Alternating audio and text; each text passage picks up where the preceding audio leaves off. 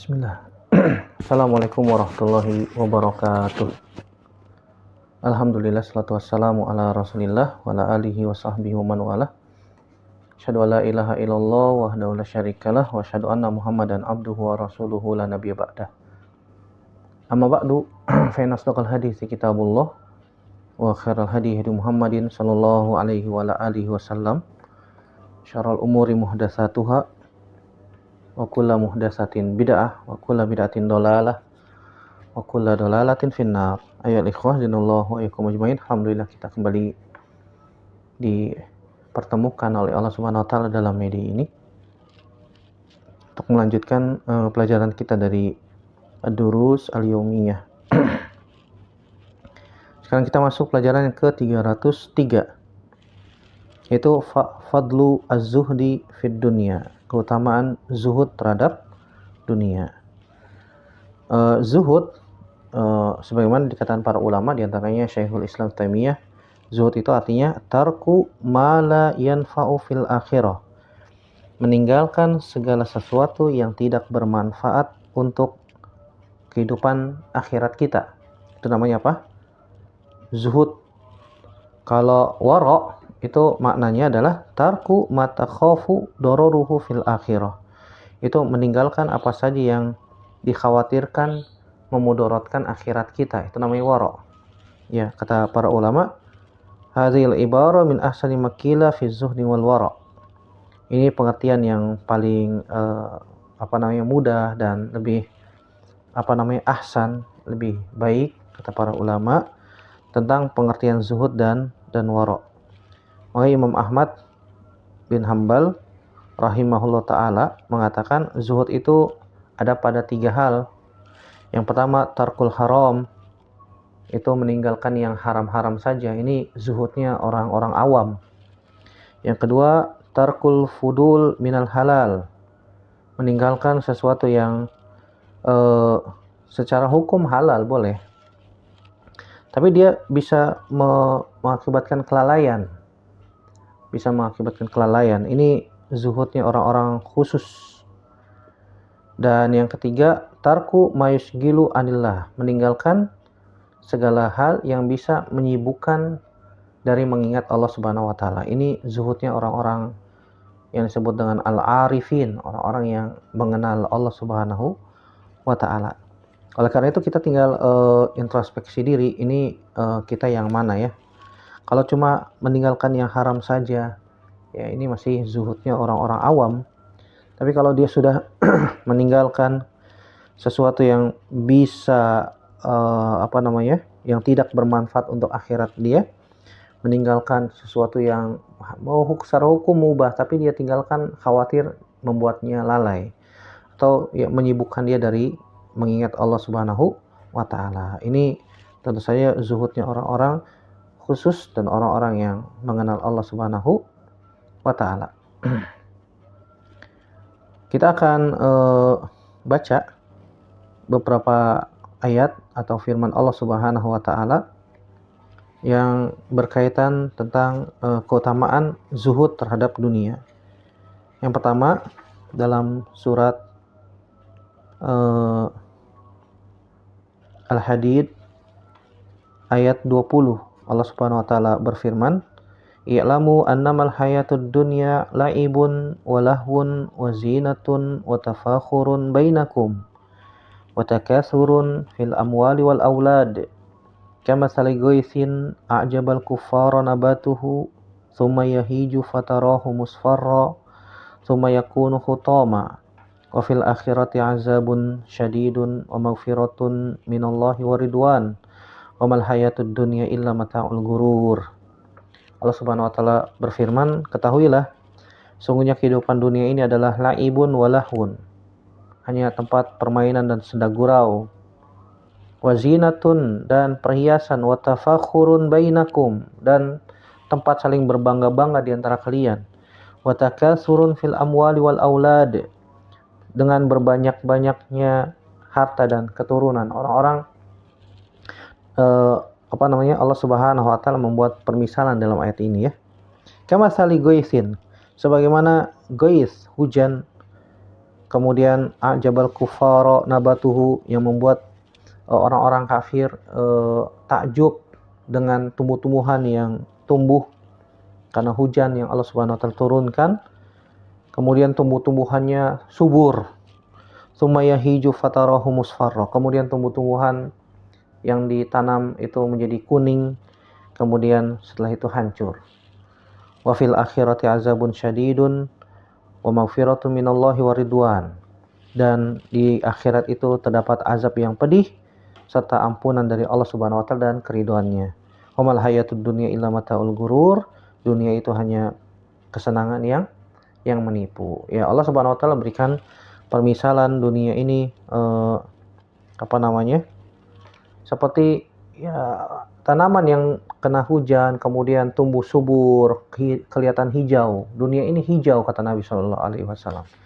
Nabi Shallallahu alaihi wasallam mengatakan, "Innad dunya hulwatun khadirah wa innallaha ta'ala mustakhlifukum fiha fa yanzuru kaifa ta'malun fattaqud dunya wattaqun nisa." Rawahu Muslim.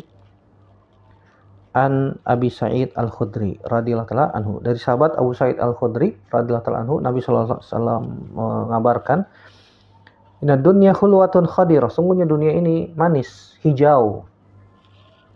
Dan Allah Subhanahu wa taala mustakhlifukum fiha. Dan Allah Subhanahu wa taala menjadikan kalian sebagai khalifah di dunia tersebut. Ya. Menjadi khalifah di dunia ini. Kemudian Nabi Shallallahu alaihi wasallam mengatakan, "Fayanzuru kaifa ta'malun." Maka lihatlah bagaimana kalian beramal di dunia. Lihatlah bagaimana kalian beramal di dunia ini. Fattaqud dunya wattaqun nisa. Maka berhati-hatilah terhadap dunia dan berhati-hatilah terhadap wanita. Nabi Shallallahu alaihi wasallam mengabarkan dalam hadis ini bahwasanya dunia itu manis, hijau, ya. Dan Allah Subhanahu wa taala menjadikan dunia sebagai khalafan yakhlufu ba'dukum ba'do, sebagai khalifah yang menggantikan antara satu dengan yang lain. Manusia muncul, kemudian habis generasinya digantikan dengan generasi yang lain. Dan Nabi Shallallahu alaihi wasallam juga memberikan tahzir, memberikan peringatan agar tidak tertipu dengan dunia. Hati-hati terhadap fitnah di dalam dunia. Itu fitnah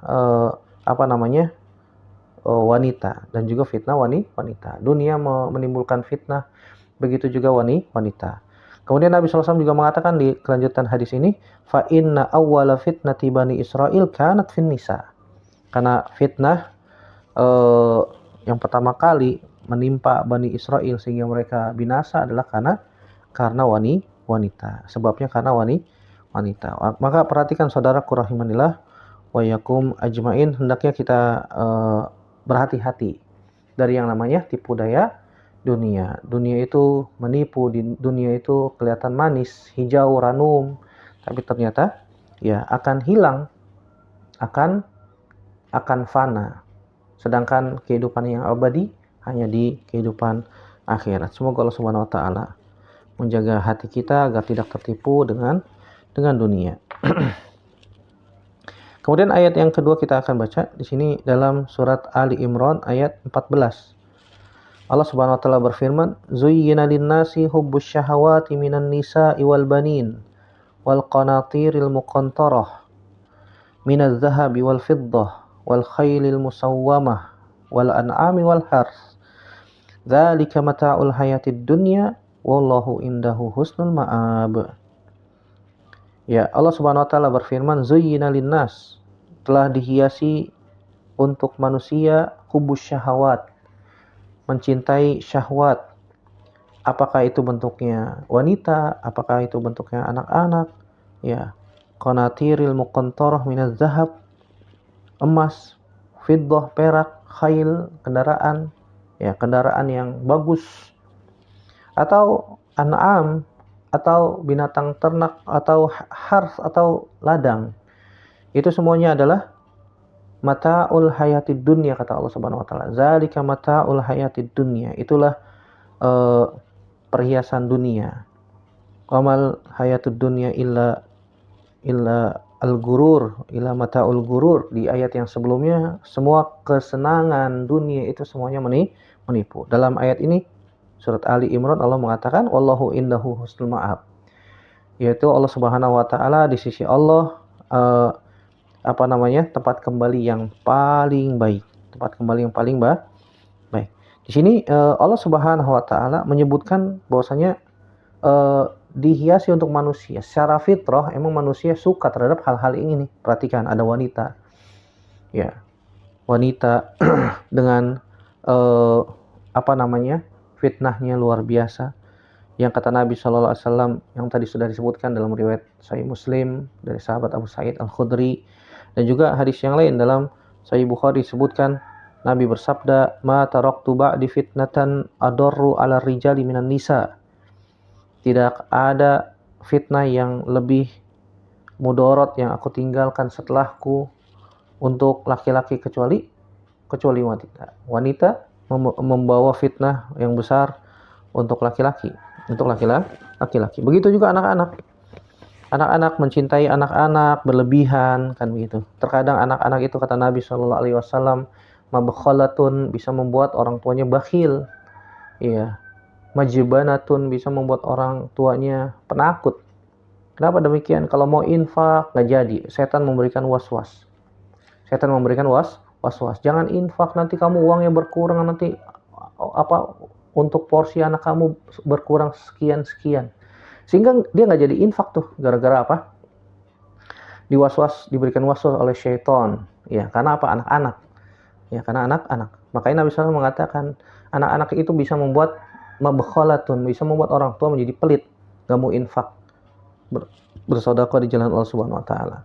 Begitu juga anak-anak itu bisa menjadikan orang tua sebagai majbanah, menjadi orang tua sebagai penakut, ya. Mau jihad nggak jadi, akhirnya setan memberikan was-was, jangan jihad, jangan berangkat, nanti kalau kamu mati anak-anak kamu jadi yatim, istri kamu jadi janda dan seterusnya, nanti siapa yang ngurus mereka, subhanallah. Akhirnya dia nggak berangkat tuh jihad, nggak berangkat belajar, nggak berangkat untuk memenuhi panggilan Allah Subhanahu wa taala.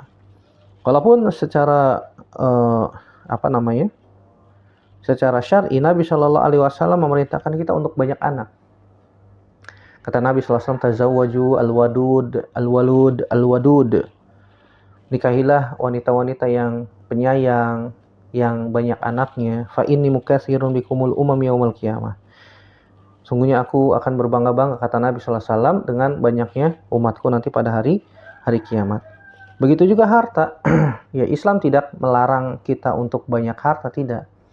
Tapi bagaimana kita menggunakan harta kita yang benar, jangan sampai dibelanjakan di jalan maksiat, di jalan-jalan syaitan.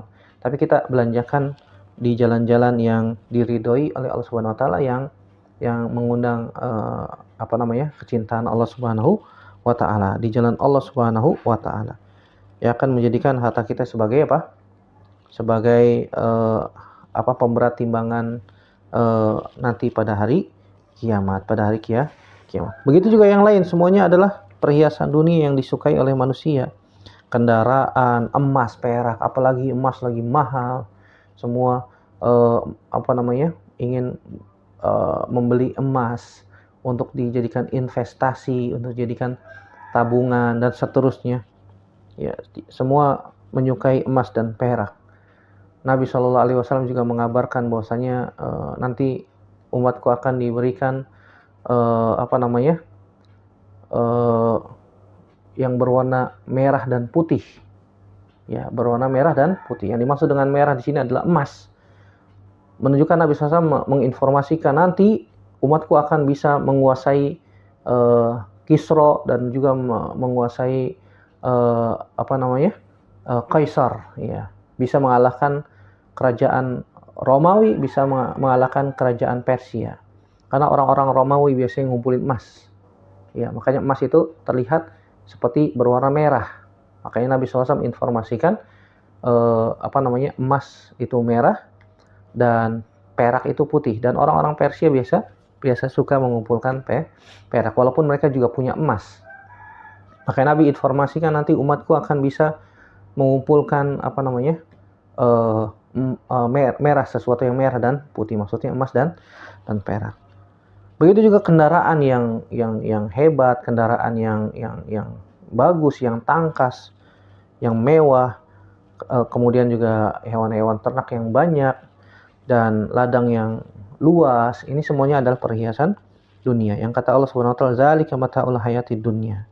Wallahu indahu husnul ma'ab." Ya, Islam tidak melarang untuk kita memiliki ini semua, tidak, tapi bagaimana supaya hal ini semua tidak melalaikan kita dari jalan Allah Subhanahu wa taala.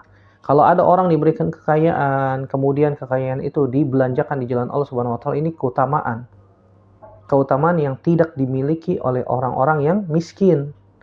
Ya, sehingga seperti orang-orang miskin pernah datang kepada Nabi Shallallahu alaihi wasallam. Seraya mengadu, "Zahaba ahlu dusur bil ujur."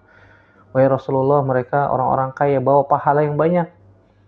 Nusolli yasumuna kama nasum, yusalluna kama nusalli, wa yatasaddaquna bifuduli amwalihim. Mereka sholat seperti kita juga sholat, mereka puasa seperti kita juga puasa. Tapi mereka bisa sedekah, kita nggak bisa.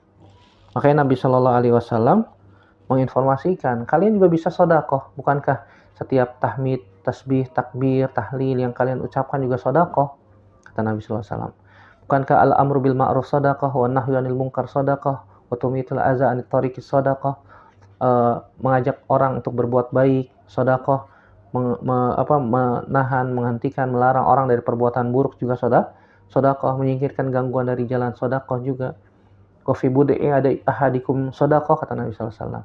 Dan pada kemaluan kalian juga ada sedekah. Ya. Jadi Nabi sallallahu alaihi wasallam menginformasikan, memberikan motivasi, kegembiraan. Kalian juga bisa bersedekah dengan tubuh kalian.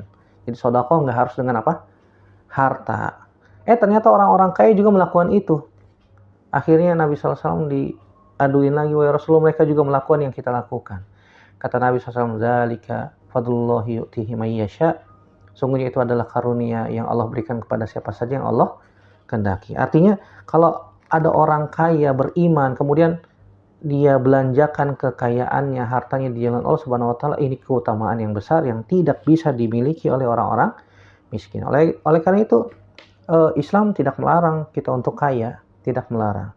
Tapi bagaimana kekayaan tersebut bisa bermanfaat untuk dia di kehidupan akhiratnya. Wallahu a'lam bishawab.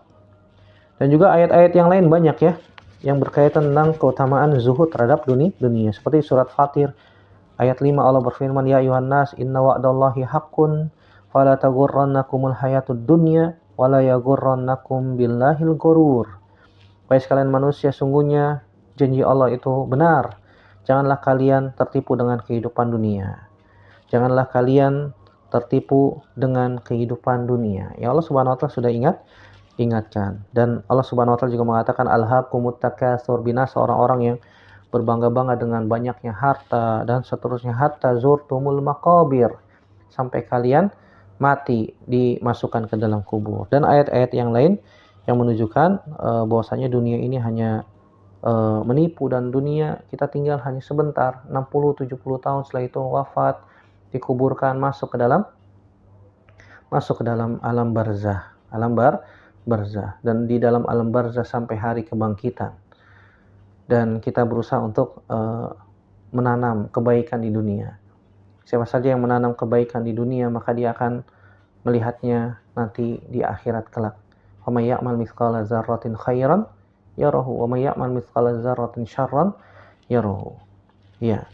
Dan jangan sampai kita di dunia ini hanya memupuk serta menanam keburukan ya. Maka merugi orang-orang yang senantiasa memupuk keburukan di dunia ini. Nasallallahu salamata wal afiyah. Baik, kita baca dari hadis Nabi sallallahu alaihi wasallam, 2 hadis saja. Yang pertama, hadis Amr bin Auf Al-Ansari radhiyallahu ta'ala anhu, bahwasanya Nabi sallallahu alaihi wasallam pernah mengutus Abu Ubaidah ibn Jarrah ke Bahrain, sampai beliau pun datang dengan membawa jizyah, jizyah dari yang kebanyakan orang Bahrain itu waktu itu orang-orang Majusi, ya, orang-orang Majusi.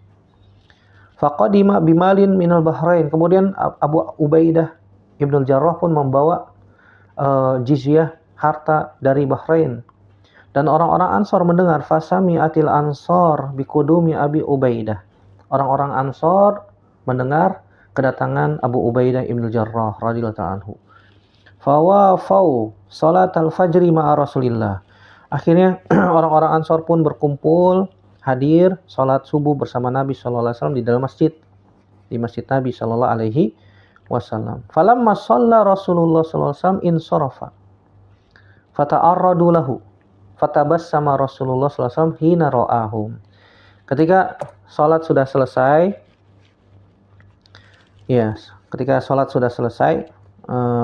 Nabi sallallahu alaihi wasallam pun berbalik ke arah jamaah, berbalik ke arah jamaah. Kemudian Nabi Shallallahu Alaihi Wasallam pun ta'arradu lahu, qasadu lahu yash'urunahu bihajatihim. Nabi Shallallahu Alaihi Wasallam faham apa yang diinginkan oleh orang-orang Ansor. Fatabassama Rasulullah hina ra'ahum. Nabi Shallallahu Alaihi Wasallam pun tersenyum ketika melihat orang-orang Ansor. Sumaqal. Kemudian Nabi Shallallahu Alaihi Wasallam bersabda, Azunnukum sami'tum anna Aba Ubaidata qadima bisyai'in minal Bahrain. Aku menyangka kalian mendengar bahwasanya Abu Ubaidah telah datang dengan membawa sesuatu dari Bahrain. Faqalu ajal ya Rasulullah. Mereka orang-orang Ansor mengatakan, iya wahai Rasulullah. Kata Nabi sallallahu alaihi wasallam, abshiru wa ammilu ma yasurrukum. Wallahi mal faqra akhsha alaikum. Walakinni akhsha an tubsatad dunya alaikum kama busitat ala man kana qablakum. Fatanafasuha kama tanafasuha fatuhlikakum kama ahlakathum. Muttafaqun alaihi. Kemudian Nabi sallallahu alaihi wasallam pun bersabda, abshiru, bergembiralah, wa ammilu ma yasurrukum, dan bergembira terhadap apa yang akan datang, yang akan sampai, yang akan kalian terima nanti. Demi Allah, bukan kefakiran yang aku takutkan, yang aku khawatirkan menimpa kalian, bukan. Tetapi aku khawatirkan, kata Nabi SAW, Allah Subhanahu Wa Taala akan membuka perbendaharaan dunia untuk kalian. Ya, dunia dibuka lebar-lebar untuk kaum muslimin. Kama busitot alaman kana qablakum, sebagaimana dunia pernah dibukakan untuk orang-orang sebelum kalian, orang-orang Yahudi atau Nasrani. Fatanafasuha kama tanafasuha, kemudian mereka pun berlomba-lomba untuk mendapatkan dunia itu. Fatuhlikakum kama ahlakathum, kemudian dunia itu membinasakan mereka. Kemudian dunia itu membinasakan mereka. Kenapa? Karena yang diincar dulu dunia, akhiratnya sudah ditinggalkan. Dan ini terjadi pada masa Khalifah Abbasiyah, ketika dunia sudah mulai menguasai dada-dada hati-hati kaum muslimin, akhirat dilalaikan, maka Allah Subhanahu wa taala akan memberikan kebinasaan.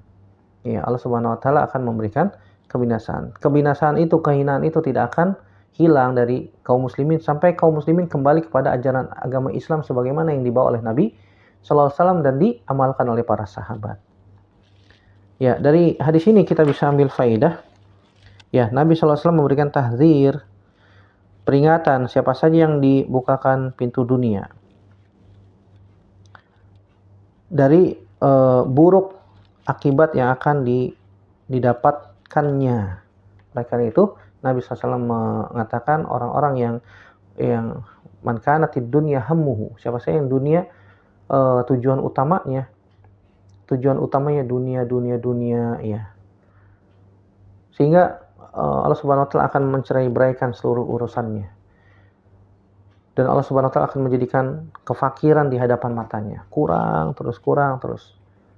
Dan dunia tidak akan datang kepadanya sesuai dengan kecuali dengan kadar yang telah Allah Subhanahu wa taala tentukan. Beda sama orang yang tujuan utamanya akhirat.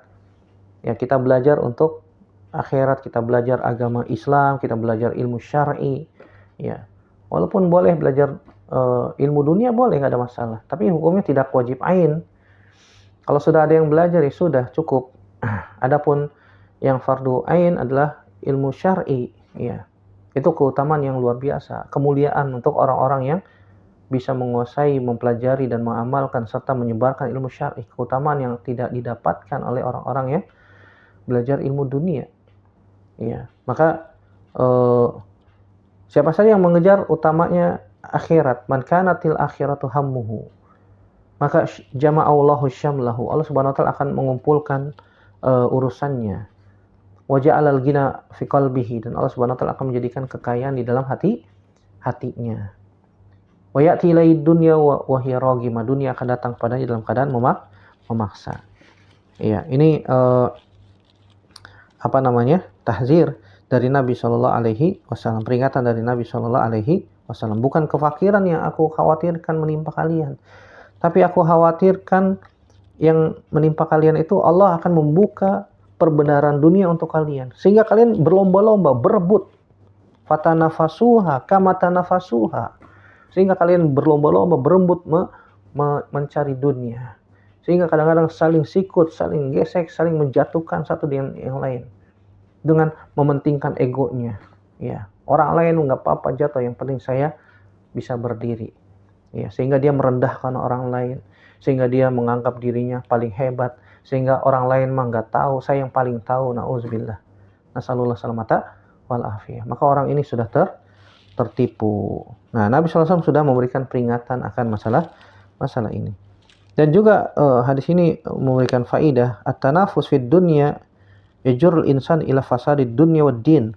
Orang yang berlomba-lomba mencari dunia, maka itu akan membawa dirinya kepada kerusakan di dunia maupun di agamanya. Dunianya akan rusak. Ya, begitu juga agamanya akan rusak karena terpengaruh oleh hal itu. Orang-orang yang berlomba-lomba terhadap dunia akan mengakibatkan dirinya angkuh, sombong, sehingga merendahkan orang, sehingga tidak menerima kebenaran. Ya, sebagaimana kata Nabi Shallallahu Alaihi Wasallam, al-kibru batarul haq wa ghamtun nas. Ya, semoga Allah Subhanahu Wa Taala melindungi kita semua dari fitnah dunia. Dan hadis-hadis yang menjelaskan masalah ini banyak, ya. Banyak sekali. Nabi SAW juga mengatakan, inna mimma akhafu alaikum min ba'di ma yuftahu alaikum min zahratid dunya wa zinataha. Sungguhnya aku khawatirkan menimpa kalian setelahku adalah kalian akan dibukakan dari perbendaharaan dunia dan perhiasannya, sebagaimana riwayat Imam Bukhari dan Imam Muslim. Begitu juga Nabi SAW mengatakan dalam hadis Abu Sa'id Al-Khudri yang diriwayatkan Imam Bukhari dan Muslim juga, kata Nabi SAW, yatba'ul mayyitu salasatun, yang akan mengikuti mayit itu ada 3. Ahluhu wa maluhu wa amaluhu. Keluarganya, hartanya dan amalnya. Fayarji'u isnan, yang 2 akan balik lagi, yaitu keluarga dan hartanya akan balik lagi ke rumahnya. Wa yabqa wahid, dan yang akan menemani mayit adalah 1. Yarji'u ahluhu wa maluhu, keluarganya dan hartanya dia akan pulang lagi. Wa yabqa amaluhu, dan amalnya yang akan senantiasa menemani dia di alam kubur. Ya, semoga Allah Subhanahu wa taala melindungi kita, memberikan taufik pada kita agar kita tidak terperdaya dengan kehidupan dunia yang khadirah, yang hijau, ranum, yang membuat kita binasa. Nauzubillah, nasallallahu salamata wal afiyah. Semoga Allah Subhanahu wa taala memberikan kepada kita taufik senantiasa belajar Islam, belajar agama yang benar, belajar ilmu syar'i yang benar sampai akhir hayat, dan berusaha untuk mengamalkan dan menyebarkan, mendakwahkan dan sabar atasnya. Semoga Allah Subhanahu wa taala menutup usia kita dengan husnul khatimah, dimasukkan ke dalam surga tanpa hisab, tanpa azab. Amin ya rabbal alamin. Semoga yang sedikit ini bermanfaat, yang benar datangnya dari Allah Subhanahu wa taala saja, yang salah murni dari saya pribadi. Kita bertaubat kepada Allah Subhanahu wa taala dari kesalahan kita. Aqulu qouli hadza, astaghfirullah li wa lakum, subhanakallahumma bihamdik, asyhadu an la ilaha illa anta, astaghfiruka wa atubu ilaik. Wassalamualaikum warahmatullahi wabarakatuh.